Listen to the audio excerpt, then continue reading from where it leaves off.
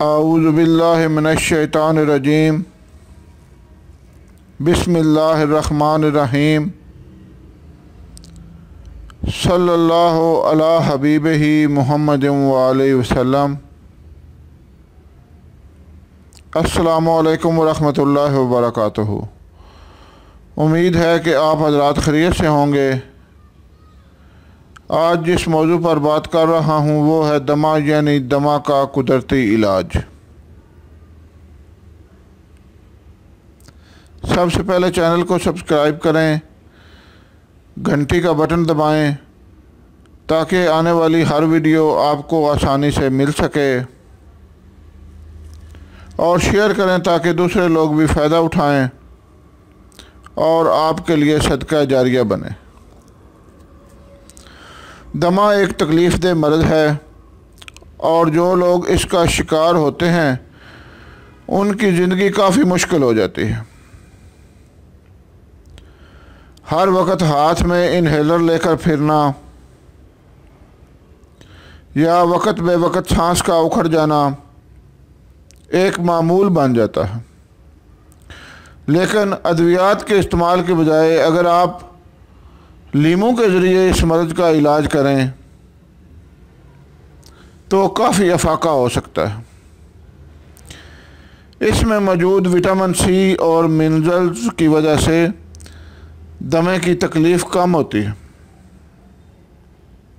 और निज़ाम तनफ़्फ़ुस में बेहतरी आने लगती है। इसकी वजह से मुदाफ़ियाती निज़ाम मज़बूत होता है जो कि दमे के मरीज़ों के सांस को ठीक रखता है।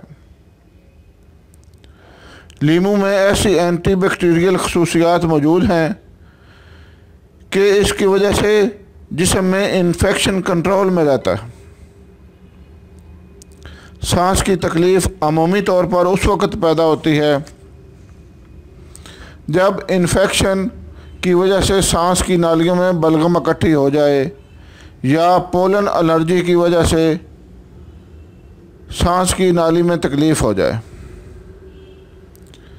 अब दमा का इलाज लीमू के ज़रिए कैसे करना है वो समाअत फरमाएं। 1 से 2 लीमू लें और इनका रस निकाल कर 1 गिलास पानी में डालें। अब इसमें थोड़ी सी अदरक कूट कर मिक्स करें